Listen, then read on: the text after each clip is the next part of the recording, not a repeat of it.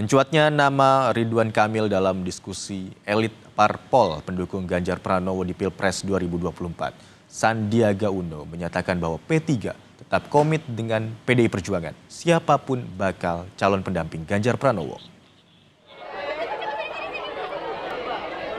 Sandi menegaskan bahwa P3 masih memegang komitmen bersama dengan PDI Perjuangan. Siapapun yang diusung atas kesepakatan kerjasama politik, Sandi siap untuk memperjuangkannya. Sekalipun bukan dirinya yang nantinya akan dijodohkan dengan Ganjar Pranowo.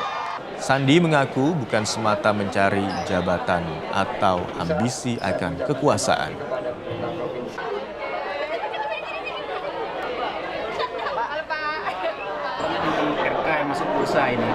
Saya tidak dalam kapasitas menanggapi, tapi P3 tetap istiqomah dalam kerjasama dengan PDI Perjuangan. Apakah ada kemungkinan akan cabut atau bagaimana?